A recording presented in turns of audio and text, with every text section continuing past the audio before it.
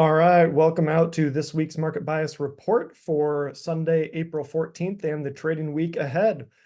Summary for the previous trading week results. You can see here on line 37, closed out a stock trade on IWM for $418, and also closed out a position on Palladium futures for $3,600. So total was just over 4,000 for the week.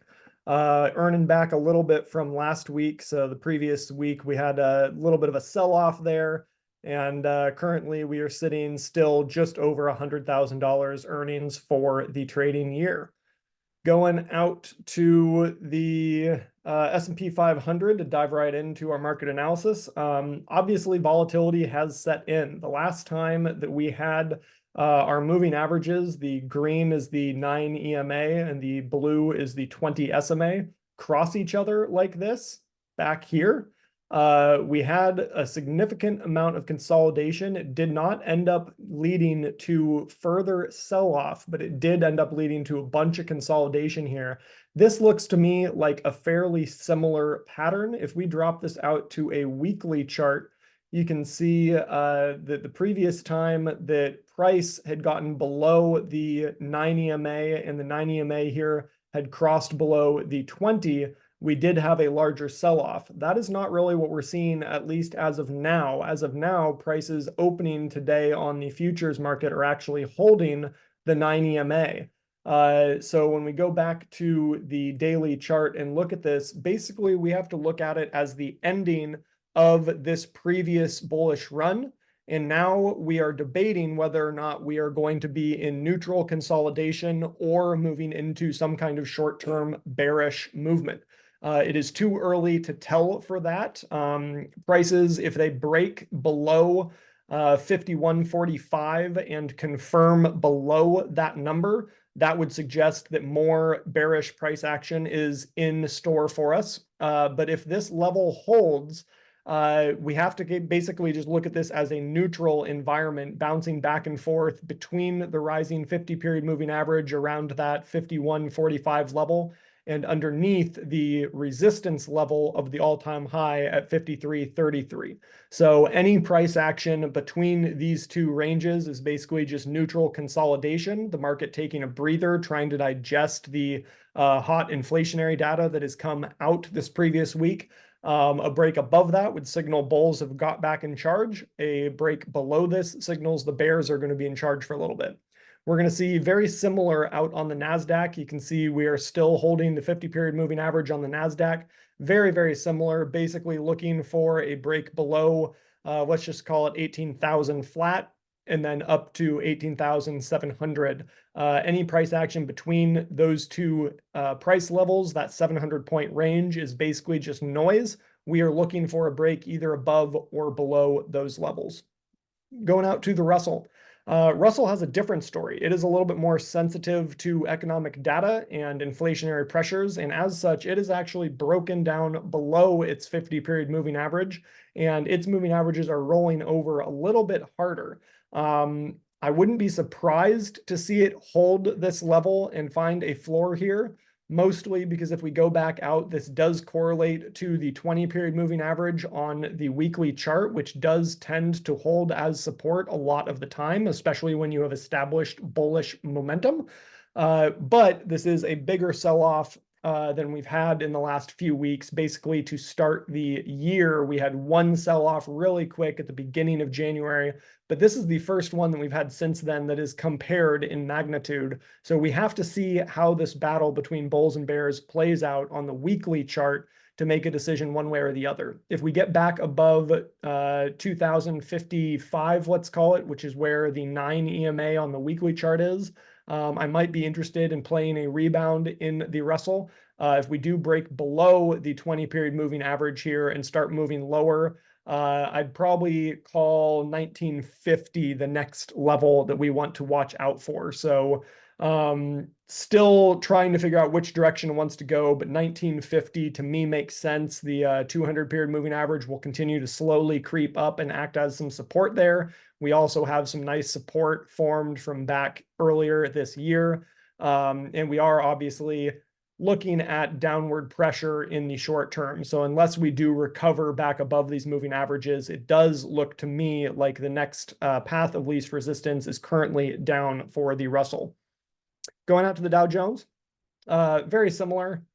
Going to clear out the drawings here so we can see a little bit clearer. Dow Jones obviously under pressure here, a little bit steeper drop than any of the other indexes, but we are sitting right at this previous support resistance level that has been tested multiple times throughout this year so far. So this is a very, very important price level to have hold. If we kick this out to a weekly chart, we have broken below the 20-period moving average, which isn't great. If we do see this roll over and it can't reclaim these moving averages throughout the course of today and or Monday, it is likely that we probably will see prices drop back down to around the 36,000 or 36,500 level. Going out to Bitcoin. All right, on the weekly chart, it has found its ground on the rising 9. It is holding it currently and trying to rebound.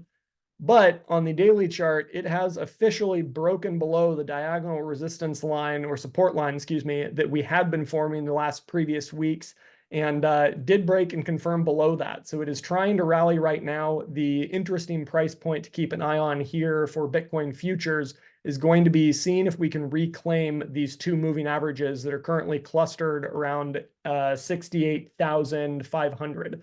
So if we can get back above that level, then we are kind of in neutral, back into a consolidation pattern. The wedge here that you can see between the upper resistance level and this lower diagonal support line.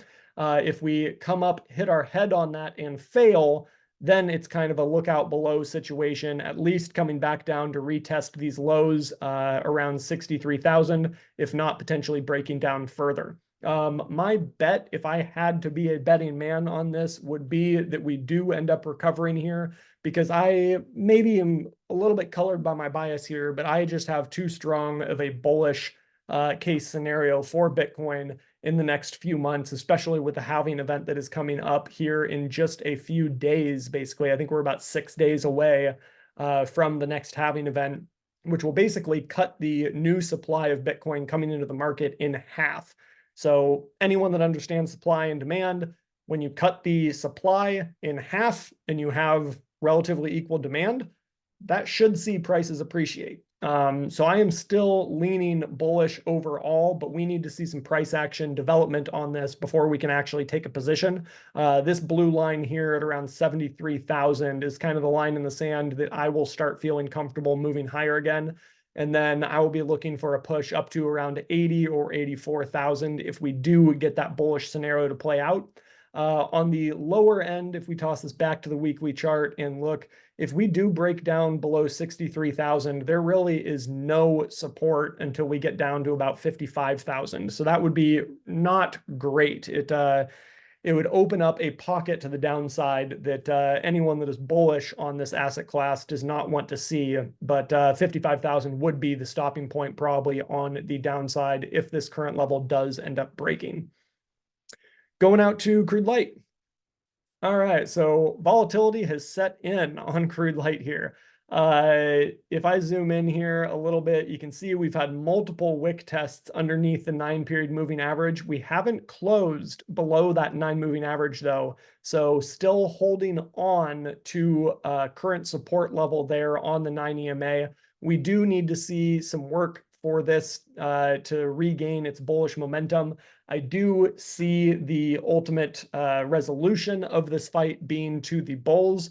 I think there is just too much pressure on oil prices going up over time. And really, if we toss this out to a weekly chart, I am kind of targeting it back up to the previous highs here. And sorry for all the drawings, making that a little hard to see.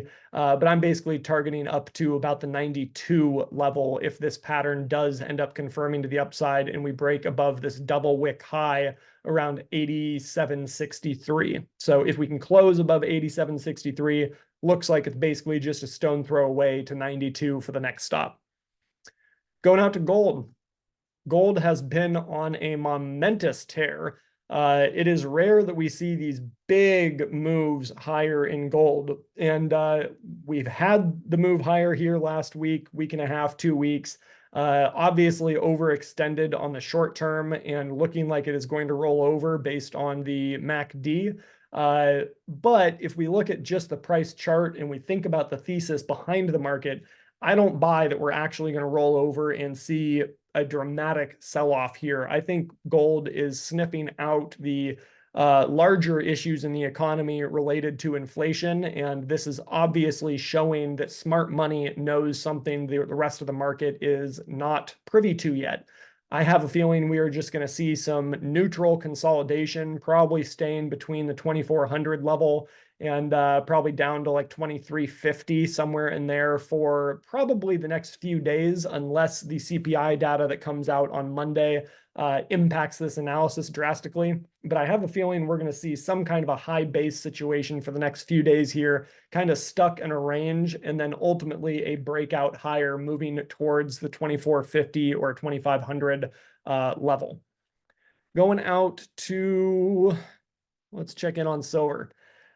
Silver, very, very similar. Obviously has this very similar look to gold. Big wick high up here, couldn't hold it, came back down. Usually when you see these big blow off tops like that with a huge volume bar, you end up seeing selling pressure follow through.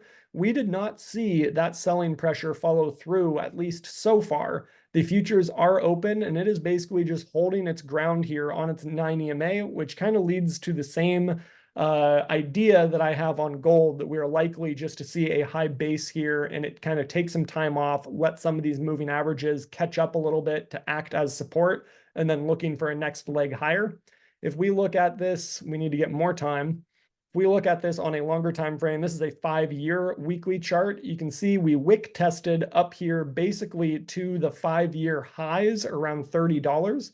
Couldn't hold it, came back. This could actually set up a nice little trade, especially for intraday traders or very quick swing traders. If we do take a little bit of time off here, go neutral, and then break out on the ramp up back to $30 or $31. So I'm interested in keeping an eye on silver long term.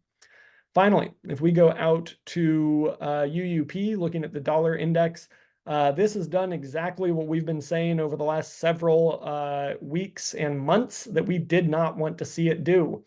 It took out this resistance level and has closed above that significantly on a big bullish momentum candle. This is going to put pressure on equities. This is probably a large part of the reason that the S&P 500 and the NASDAQ and the Russell and Dow Jones are all selling off, because when the dollar goes up, it puts pressures on everything else in the marketplace. It makes it much, much harder for the market to continue to lock in gains.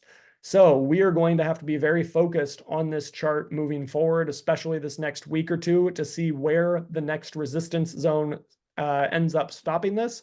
We do have resistance at this 29 level. If it gets above 29, this is going to be cause for concern and will cause me to start tightening up my portfolio quite drastically. I already am some with the break above the 28.50 mark here. But if this continues to build steam to the upside, I'm going to be moving quite a bit to the sidelines to sit it out and wait for the market to show me what direction it really decides it wants to go. Finally, as we're wrapping up, looking out at the Forex Factory for our economic calendar. Like I said, we have core retail sales coming out on Monday. Fed J. Powell speaks on Tuesday, and then unemployment claims coming in on Thursday. Of these, I don't really anticipate Fed Chair Powell saying anything that really impacts the market one way or the other. I think everyone is very aware of his rhetoric and his response to the market currently. But Monday's core retail sales and the unemployment claims on Thursday both have opportunity to move the market significantly. And then finally, just to wrap up, looking out, this is a 1-week performance. So looking at last week's performance of the market, and you can see this was a bloodbath.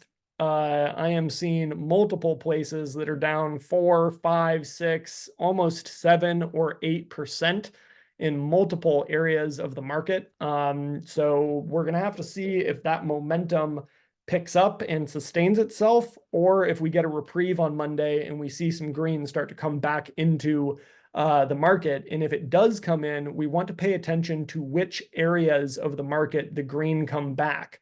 That will be an indication of where to potentially look for trades moving forward. So I hope this helps. As always, guys, let me know if you have any questions. Hit me up in the comments. Give me a like or share. Really appreciate it. And subscribe if this was helpful.